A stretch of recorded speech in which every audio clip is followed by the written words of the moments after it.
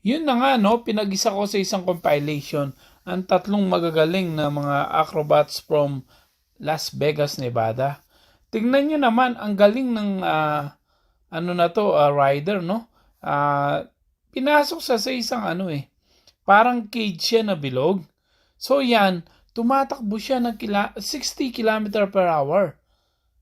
I think for almost 1.5 minute. Ganyan yung ginagawa niya. Tingnan nyo naman kung gaano siya kabilis. 60 km per hour. Yung mga dyan, yung mga tao nagsisigawan. Kaso hindi lang natin mabigyan ng sounds kasi mga copyright claim yan. So mahirap na, no? Tingnan nyo naman, almost 2 minutes din.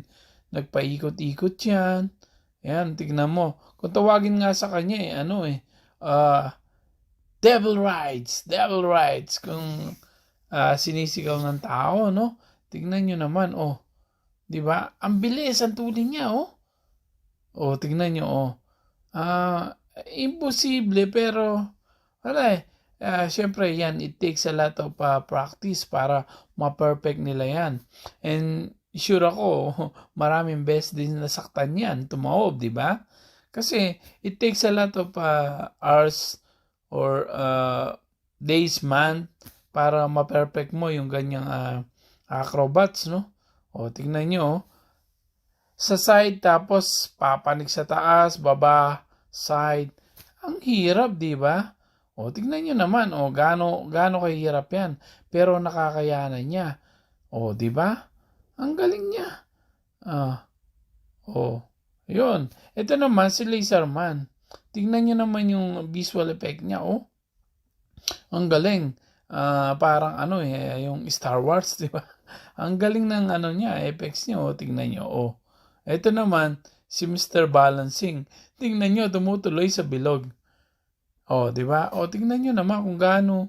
Ang hirap din kaya nito, di ba? Pero talagang niyan, yung, buti ka nahulog, di ba? Pero wala. Balancing, tingnan nyo yung balancing niya. Ang galing mag-balance ng taon to.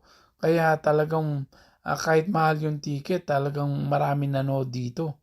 So, pinagsama-sama ko in one compilation para makita nyo sa tatlong video. Tingnan nyo naman. Di ba? Ang galing-galing nila, di ba? Kahit pa paano nag-enjoy yung mga bata. Before mag-winter, nagpalabas yan. Coming from Las Vegas,